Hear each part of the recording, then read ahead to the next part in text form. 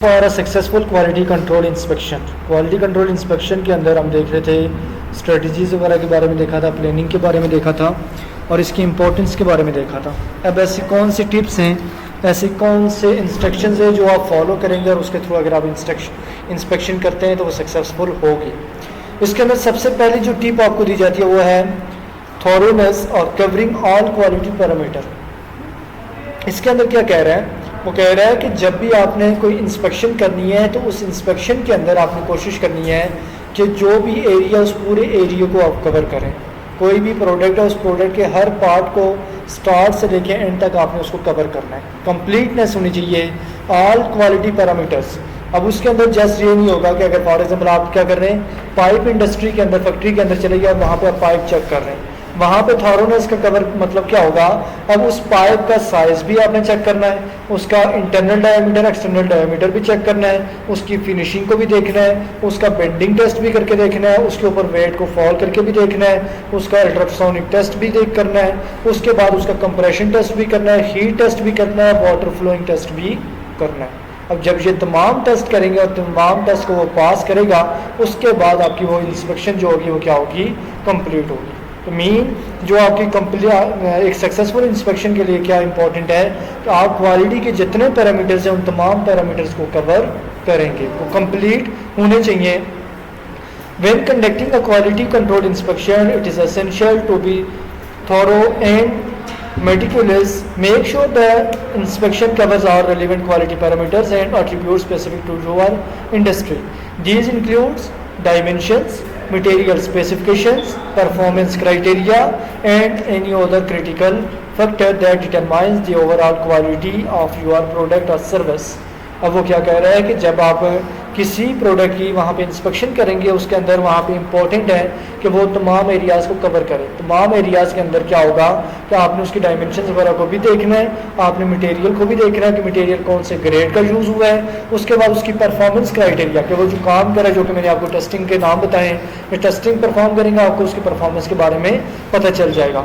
और उसके बाद अगर और कोई क्रिटिकल फैक्टर है जिसको आपने देखना है, जिस तरह उसकी फिनिशिंग वगैरह हो गई है या उसकी स्टोरिंग वगैरह हो गई है, टेम्परेचर वगैरह हो गया, इन चीज़ों को आपने वहाँ पे चेक करना है। और इनके अंदर कोई भी आपका डिफेक्ट अगर मौजूद है तो उसको वहाँ पे आपने क्या करना है कि चेक करना है और उसके अकॉर्डिंग वहाँ पे अपने डेविएशन वगैरह के बारे में बताना है।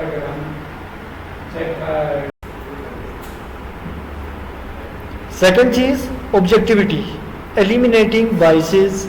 Objective inspection are vital to maintaining an integrity and credibility of the quality control process. It is crucial to approach inspection without any biases or preconceived notions that may influence the result. The inspection should base their evaluation solely on established criteria, industry standards and documented specifications. अब eliminating biases का मतलब होता है कि आपने पहले से किसी चीज़ के अंदर अंदाज़ा लगा लिया कि हाँ ये ऐसी होगी, वो चीज़ इसके अंदर नहीं चलेगी। जब भी आपने क्वालिटी कंट्रोल करनी है, इंस्पेक्शन के दौरान आपने ऑब्जेक्टिविटी को मेंटेन करना। ऑब्जेक्टिविटी का मतलब ये होता है कि जो चीज़ है, जिसका जो रूल एंड रेगुलेशन बने हुए हैं, उसी के अकॉर्डिंग आपने उसको चेक करना है। अगर उसके अंदर आप फेवरेटिज्म करेंगे या किसी के इन्फ्लुएंस के अंदर कोई वहाँ पे एक्शन लेंगे, पैसा लेंगे, तो वहाँ पे जो आपकी इंस्पेक्शन होगी वो सक्सेसफुल नहीं होगी, उसके अंदर डिफेक्ट्स होंगे और जो प्रोडक्ट की क्वालिटी है वो भी उसकी वजह से क्या होगी, इन्फ्लुएंस होगी और बैड क्वालिटी का प्रोडक्ट वहाँ पे तैयार होगा। Then consistency, standardize inspection process. Consistency is the key when it comes to quality control inspection. Establish standardized inspection process and criteria that are consistently applied across all inspections. This ensures that each product or service is evaluated using the same guidelines, eliminating variation in assessment. Consistency enables you to track trends, identify recurring issues and implement corrective actions. Consistency के अंदर मतलब क्या होता है, उर्दू के अंदर अगर इसका मीनिंग देखा जाए तो होता है ठहराव। जब आपने क्या करना है, इंस्पेक्शन करनी है, इंस्पेक्शन के अंदर आपने जब एक चीज़ स्टैंडर्डाइज कर दी है, एक स्पेसिफिकेशन वहाँ पे आइडेंटिफाई कर दिया है, उसी को यूज़ करके जितनी भी टेस्टिंग करनी है वो उसी के साथ। अब ऐसा नहीं है कि एक आप क्या गए बिल्डिंग के अंदर गए, बिल्डिंग का अंदर रंग वगैरह देख के तो आपने उसको क्या कर दिया, अप्रूव कर दिया। दूसरी के अंदर गए, डायमेंशन देखी, उसकी बेस पे कर दिया। तीसरी के अंदर कुछ और देखा। अब उसके अंदर अगर आपका क्राइटेरिया कि आपने मटेरियल की असेसमेंट करनी है, आपने उसके साइज़ वगैरह को देखना है, उसकी इंटीरियर को देखना है, एक्सटीरियर को देखना है, वहाँ पे तमाम डायमेंशंस को चेक करना है। अब यहाँ पे इंपॉर्टेंट है कि उन्हीं स्पेसिफिकेशंस को वहाँ पे आप फॉलो करेंगे। जो स्टैंडर्ड्स आपके पास मिले हुए हैं उन्हीं को आप यूनिफॉर्मली वहाँ पे इम्प्लीमेंट करेंगे और उसके थ्रू अपनी इंस्पेक्शन परफॉर्म करवाएंगे। देन नेक्स्ट वन आ जाता है effective communication, keep stakeholder informed. अब जो कम्युनिकेशन है, जो कि आपका मैन्युफैक्चरर है या यहाँ पे आपका जो पर्सन है जिसने प्रोजेक्ट को लीड कर रहा है, तो उसको भी आपने इन्फॉर्म रखना है। इन्फॉर्म रखने का मतलब क्या होगा कि अगर उसके प्रोडक्ट के अंदर किसी भी लेवल की वायलेशन है, डिफेक्ट मौजूद है, आप उसको आइडेंटिफाई करेंगे, उसे बताएंगे कि यहाँ पे ये इशू आ रहा है। अब उसकी रिस्पॉन्सिबिलिटी है कि वो क्या करेगा, उसको इम्प्रूव करेगा। अगर आप उसको उस चीज़ के बारे में इन्फॉर्म नहीं रखेंगे तो उसे अपने जो इन्वेस्टमेंट है उसके बारे में प्रॉपर नहीं पता होगा कि सही से उसकी इन्वेस्टमेंट यूज़ हो रही है या नहीं हो रही। वहाँ पे आपने कोशिश करनी है कि तमाम गाइडलाइंस वगैरह को फॉलो करते हुए टाइमली मैनर के अंदर वहाँ पे तमाम जो इन्फॉर्मेशन है उस पर्सन को वहाँ पे प्रोवाइड करनी है। Additionally it allows for swift decision making and collaborative problem solving if non-conformance are discovered। अब अगर आप उसको इश्यूज ही नहीं बताएंगे तो आप इम्प्रूवमेंट कैसे करेंगे, क्योंकि जब भी आपने इंस्पेक्शन करनी होती है उसके अंदर डिफेक्ट आते हैं, आप रिकमेंडेशन दे देते हैं कि ये रिकमेंडेशन वगैरह, तो वो आपने वहाँ पे स्टेक होल्डर्स को भी बतानी है। अगर स्टेक होल्डर्स को वहाँ पे डिफेक्ट के बारे में ही नहीं पता, वो इम्प्रूव किस चीज़ को करेगा, वो उसी प्रोसेस को लेके आगे चल रहा होगा कि हाँ मेरा प्रोसेस ठीक है। इसलिए फिर वहाँ पे आपने क्या करना है कि कम्युनिकेशन को इफेक्टिवली मैनेज करना है, इंफॉर्मेशन को प्रॉपरली आपने शेयर करना है रेलिवेंट डिपार्टमेंट को। उसके बाद जब आप चाहते हैं कि आप इंस्पेक्शन इफेक्टिवली वहाँ पे कंप्लीट करें, उसके अंदर टेक्नोलॉजी एक इम्पॉर्टेंट अपना रोल प्ले कर रही होती है। तो जो भी मॉडर्न टेक्नोलॉजी आती है तो उसको आपने क्या करना होता है, यूज़ करना होता है। जितनी अच्छी टेक्नोलॉजी आप यूज़ करेंगे, जितनी अच्छी आपके पास डिवाइसेस होंगी, जितने अच्छे पैरामीटर्स हैं, जितने अच्छे आपके पास टूल्स हैं, उतनी ही आपकी एक्यूरेट इन्फॉर्मेशन होगी। अगर आप क्या कर रहे हैं कि आप टेक्नोलॉजी को एम्ब्रेस नहीं कर रहे, उसकी वहाँ पे प्रेजिंग नहीं कर रहे, उसको अपने जो प्रोसेसेस हैं, जो आपके प्रोजेक्ट्स हैं उनके अंदर इंटीग्रेट नहीं कर रहे, उसकी वजह से इशू ये आएगा कि आप सही वे के अंदर वहाँ पे चीज़ों को मैयर भी नहीं कर पाएंगे। तो जो टेक्नोलॉजी है उसको भी आपने प्रॉपरली यूटिलाइज करना है। अब इन तमाम एक्सपर्टीज़ को, इन टिप्स को जब वहाँ पे आप एक प्रोफेशनल वे के अंदर, एक एक्सपर्ट वे के अंदर वहाँ पे इम्प्लीमेंट करेंगे, तो जो भी हैवी इंडस्ट्रीज़ आ जाती हैं, कंस्ट्रक्शन साइट्स आ जाती हैं, तो वहाँ पे जितने भी इंस्पेक्शन के प्रोसीजर्स होंगे वो सक्सेसफुली कंप्लीट होंगे, उनके अंदर किसी किस्म का बैरियर नहीं आएगा। वहाँ पे हाई क्वालिटी के स्टैंडर्ड्स वहाँ पे इम्प्लीमेंट होंगे, डिफेक्ट रेट मिनिमाइज होगा और कस्टमर की जो एक्सपेक्टेशंस हैं वो भी आप फुलफिल करेंगे।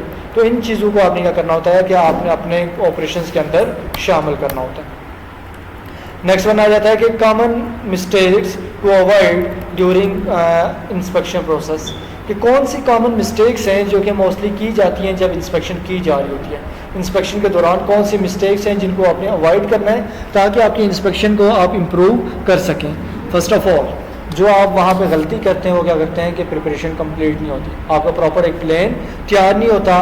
तो आपके पास जब आप क्या करते हैं रेसिपी फॉर इनएक्यूरेट इंस्पेक्शन, अगर आपके पास तैयारी मुकम्मल नहीं है, वो नामुकम्मल तैयारी जो है वो आपके पास डॉक्यूमेंट है जिसके थ्रू आप एक गलत इंस्पेक्शन करने जा रहे होते हैं। इसीलिए फिर ये जो कॉमन मिस्टेक है इसको क्या करना है, आपने इम्प्रूव करना है ताकि वहाँ पे आपके पास सफिशेंट वहाँ पे प्रिपरेशन होनी चाहिए और वहाँ पे आपने उसके अकॉर्डिंग तमाम चीज़ें वहाँ पे परफॉर्म करनी है। सेकेंड जो गलती की जाती है वो होती है इनसफिशेंट डॉक्यूमेंटेशन, मतलब स्टैंडर्ड्स आपके पास अवेलेबल नहीं है, रेफरेंसेस के लिए आपके पास डाटा अवेलेबल नहीं है, यूएसए के स्टैंडर्ड्स के बारे में नहीं पता, कंपनी की इस पॉलिसी के बारे में नहीं पता। जब ये चीज़ आपके पास इनसफिशेंट होगी, नामुकम्मल होगी, तो उसकी वजह से भी आपका जो रिकॉर्ड होगा तो वो रिकॉर्ड क्या होगा, इनफेक्टिव होगा, उसके अंदर वहाँ पे कंसिस्टेंसी नहीं आएगी और चीज़ों को आप प्रॉपर्ली वहाँ पे कंपेयर ही नहीं कर पाएंगे, उनको वहाँ पे प्रॉपर्ली एनालाइज ही नहीं कर पाएंगे। इसकी वजह से वहाँ पे क्या होता है कि आपका जो प्रोडक्ट है उसके अंदर जो इंस्पेक्शन है वो वहाँ पे सक्सेसफुली कंप्लीट नहीं होती। फिर लैक ऑफ कम्युनिकेशन, जो चीज़ें हम कह रहे थे कि सक्सेसफुल क्वालिटी कंट्रोल इंस्पेक्शन के लिए इंपॉर्टेंट है, उन्हीं चीज़ों के अंदर मोस्टली क्या की जा रही होती है, गलती की जा रही होती है। Lack of communication, bridging the gap of for successful communication for successful inspection, अब जो अगर आप मालूमात को सही से शेयर नहीं करेंगे उसकी वजह से क्या होगा, आपकी जो इंस्पेक्शन है वो अनसक्सेसफुल रहेगी, वहाँ पे मिस टेस्ट होगा, वहाँ पे मिसअंडरस्टैंडिंग होगी और वहाँ पे जो डिफेक्ट रेट है वो इंक्रीज़ करता जाएगा और कस्टमर भी अनसेटिस्फाइड ही रहेगा। तो इसीलिए आपने क्या करना है कि वहाँ पे कम्युनिकेशन को इम्प्रूव करने के लिए जितने भी बैरियर्स हैं उनको रिमूव करना है और वहाँ पर कोई भी आपने वहाँ पर फ्लॉ नहीं छोड़ना। ओवर रिलायंस ऑन टेक्नोलॉजी को जब आप यूज़ करना है उसको एफिशिएंटली यूज़ करना है, मुकम्मल उसके ऊपर एतबार नहीं करना, उसके अंदर जो स्टैंडर्ड्स हैं उनको भी देखना है कि वो सही से काम कर रहे हैं कि नहीं कर रहे। जिस तरह टेस्टिंग की जा रही होती है टेक्नोलॉजी की, ये सही काम कर भी रहा है कि नहीं कर रहा। जिस तरह रोबोट वगैरह कहीं नज़र आ जाए आपको, जाके आप उसको टकरा के देख रहे होते हैं रोबोट ही है या नहीं है, बात करके देखते हैं कि इसे मेरी लैंग्वेज भी आती है कि नहीं आ रही, टेस्ट कर रहे होते हैं, चेक कर रहे होते हैं कि हाँ ये सही बना हुआ कि नहीं बना हुआ।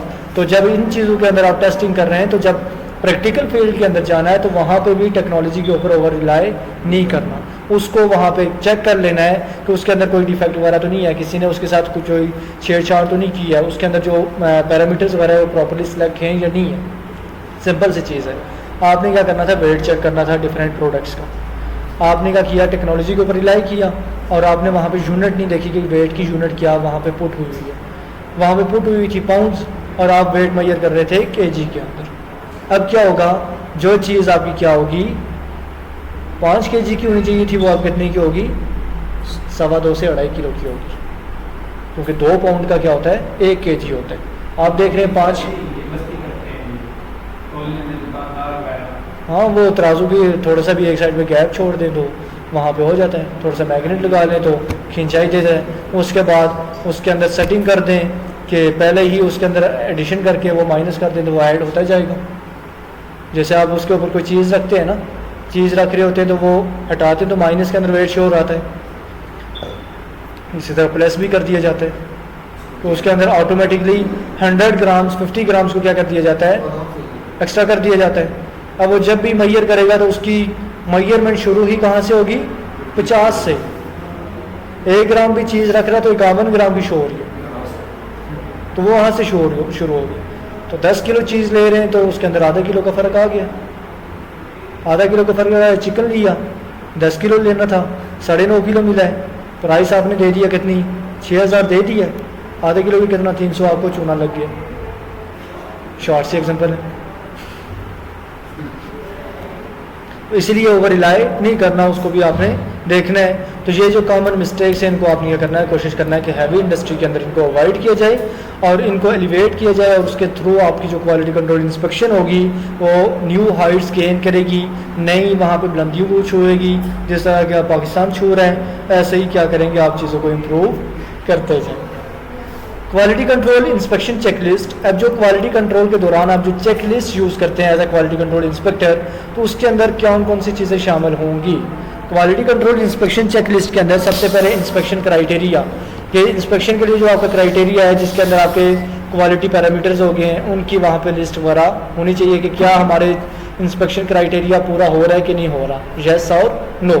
सेकेंड, सैम्पलिंग प्लेन, आपने प्रॉपरली तमाम जो क्वालिटी जिनकी मैयर करनी थी उनके सैंपल्स ले लिए या नहीं लिए, उसका भी यस नो करेंगे। उसके बाद इंस्पेक्शन प्रोसेस, कि आपका जो इंस्पेक्शन प्रोसेस है वो स्टेप बाय स्टेप वहाँ पे कंप्लीट हुआ है कि नहीं हुआ, तमाम एरियाज़ को प्रॉपरली वहाँ पे चेक किया गया कि नहीं किया गया, तमाम जो आपके स्पेशलाइज्ड टूल्स हैं, इक्विपमेंट्स हैं जो रिक्वायर्ड थे उनको यूज़ किया गया कि नहीं किया गया, उसके बारे में भी आप क्या करेंगे, यस और नो करेंगे।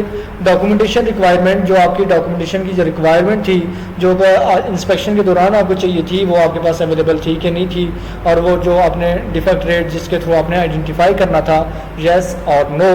रिपोर्टिंग रिक्वायरमेंट्स, जो a plan for communicating the results of the inspection to the relevant stake holders, तो जो रिपोर्टिंग रिक्वायरमेंट्स उनको फुलफिल किया जा रहा है कि नहीं किया जा रहा, वो भी आपने यस और नो के अंदर बताना है। तो ये जो आंसर्स होंगे वो आपको बता देंगे कि आपकी जो इंस्पेक्शन है वो किस लेवल पे वहाँ पे सक्सेसफुली कंडक्ट हुई है। नो का मतलब होगा कि इस चीज़ को आपने कंप्लीट नहीं किया, ये चीज़ वहाँ पे हुई नहीं है। तो चेक लिस्ट आपको हेल्प कर रही होती है कि कोई पॉइंट आपका स्किप ना हो जाए। फॉर एग्जाम्पल आप इंस्पेक्शन कर रहे थे, आप गए वहाँ पे सैंपल वगैरह लिए, इंस्पेक्शन वगैरह की, तो आपको भूल गया कि आपने स्टेक होल्डर को भी इन्फॉर्म करना है। जब चेक लिस्ट आप फिल करेंगे तो चेक लिस्ट के अंदर जैसे स्टेक होल्डर का पॉइंट आएगा आपको याद आ जाएगी कि हमने स्टेक होल्डर को भी इन्फॉर्म करना था, इस रिक्वायरमेंट को भी पूरा करना। फिर उसको भी आप क्या करेंगे, पूरा करेंगे, उसके थ्रू क्वालिटी कंट्रोल इफेक्टिवली होगा। अब इसके अंदर कॉमनली कौन कौन से क्वालिटी कंट्रोल के अंदर टूल्स वगैरह यूज़ किए जाते हैं? कैलिबर यूज़ किया जाता है जो कि वर्नियर कैलिबर वगैरह आपका, उसके बाद माइक्रोमीटर जिसके अंदर गॉज थिकनेस जो आपका आ जाता है, स्क्रू गेज वगैरह भी आ जाते हैं। उसके बाद आपके गॉजेस के लिए आपके डिफरेंट टूल्स बने होते हैं, जिस तरह आपने ये मैच देखते रहते हैं, उनके बल्ले को चेक करते हुए देखा हुआ है, वो एक गॉज सा पहले से लगाए रखा होता है, टूल बनाया होता है जो कि उसके ऊपर से क्रॉस होगा तो वो अंडर मेजरमेंट्स है, अगर वो पास नहीं हो रहा तो वो इंडिया वालों की एग्जाम्पल ले लें, वहाँ से पता चल जाएगा। तो अब ये क्या होता है, गॉज सिस्टम होता है। जैसे अब आपकी लोहा है ना, लोहे के डिफरेंट गॉजेस आप यूज़ करते हैं, तो जितने इसके गॉज आपके क्या करते जाएंगे, कम होते जाएंगे, इतनी उसकी थिकनेस बढ़ती जाएगी। तो अब उसके अंदर भी ये गॉज सिस्टम यूज़ किया जाता है। मिलीमीटर के अंदर वो क्या कर रहा होता है, चीज़ों को वहाँ पे मैयर कर रहा होता है, और इसको भी वहाँ पे यूज़ किया जाता है मोस्टली किसके लिए, थिकनेस को मालूम करने के लिए कि आपका प्रॉपर्ली फिट हो रहा है कि नहीं। फिर आपका यूज़ होता है स्पेक्ट्रोमीटर जो कि आपका मोस्टली कलर्स वगैरह और उनकी वहाँ पे कितनी ओपेसिटी है उसको मैयर करने के लिए डिफरेंट इंडस्ट्रीज़ के अंदर इसको यूज़ किया जाता है। उसके बाद CMMS होता है, मैयरिंग जियोमेट्रिकल कैरेक्टरिस्टिक्स। अब CMMS जो है कोऑर्डिनेट मैयरिंग मशीन होती है जो क्या करती है कि आपकी जियोमेट्रिकल जो वैल्यूज़ हैं, एंगल वगैरह मालूम करना, वहाँ पे उसकी परसेंटेज वगैरह मालूम करना, और डिफरेंट ऑब्जेक्ट्स के अंदर जो जियोमेट्रिकल आपकी वैल्यूज़ आती हैं, कर्व्स वगैरह आ जाती हैं, एंगल्स आ जाते हैं, उनको एक्यूरेट वे के अंदर मालूम करने के लिए CMMS को यूज़ करते हैं। जिस तरह आपने देखा होगा ये मिस्त्रियों के पास अक्सर वो होता है, लेवल नहीं होता वो दूसरा टेप आ जाती है जो कि आपकी डिस्टेंस वगैरह और डायमेंशंस वगैरह मालूम करने के लिए इसको यूज़ किया जाता है। फिर बारकोड रीडर आ जाता है जो कि डिफरेंट जो प्रोडक्ट्स हैं उनके ऊपर जो बारकोड्स लगे होते हैं उनकी रीडिंग के लिए उसको यूज़ किया जाता है। उसकी क्वालिटी, बैच नंबर, मैन्युफैक्चरिंग की डेट वगैरह ये तमाम चीज़ उसके अंदर पता चल जाती हैं। फिर हाइट गॉज होता है जो कि मोस्टली अगर आर्मी का टेस्ट दिया हुआ है तो उन्होंने पीछे वो एक स्केल लगाया होता है, ऊपर 2 किलो का रॉड रखा होता है जो कि आपके सर के ऊपर रखा जा रहा होता है। प्रिसाइज आपकी क्या करता है, वो हाइट मैयर कर रहा होता है। तो ये इसी तरह आपका क्या होता है, प्रिसाइज हाइट मेजरमेंट के लिए भी होता है। फिर लेवलिंग के लिए आपका यूज़ हो रहा होता है कि वाटर लेवल वगैरह को यूज़ किया जा रहा होता है। उसके बाद रिंग गॉज होता है। जो रिंग गॉज जो होता है वो मोस्टली इंटरनल और एक्सटर्नल डायमीटर को मालूम करने के लिए यूज़ किया जा रहा होता है, जो मोस्टली आपके स्फेरिकल ऑब्जेक्ट्स आ जाते हैं, पाइप वगैरह, इन चीज़ों के लिए। फिर थ्रेड गॉज होता है जो कि आपके जो चूड़ियाँ फिट हो रही हैं प्रॉपर कि नहीं हो रही, 1 इंची का पाइप है उसके ऊपर चूड़ियाँ निकाली गई हैं, 2 है, 3 है, 4 है, 5 है। फिर स्क्रूज आप देखते हैं ये छोटे छोटे बने होते हैं, तो उनके अंदर भी क्या किया जाता है, थ्रेड गॉज रखा जाता है जो कि चेक किया जा रहा होता है कि कौन से के पेज के लिए कौन सा वहाँ पे आपका यूज़ हो रहा है, एक्यूरेट है या नहीं है। उसके बाद फिर सरफेस फिनिश मेजरमेंट, इसको एवेलेट किया जाता है, टेक्सचर वगैरह देखा जाता है, उसकी फिनिशिंग वगैरह को देखा जा रहा होता है। और इस तरह से ये तमाम मेजरमेंट्स, ये तमाम टूल्स और इन प्रोसीजर्स को फॉलो करते हुए जब आप मेजरमेंट करते हैं, इंस्पेक्शन करते हैं, तो वो सक्सेसफुल क्वालिटी कंट्रोल इंस्पेक्शन होती है। क्लियर?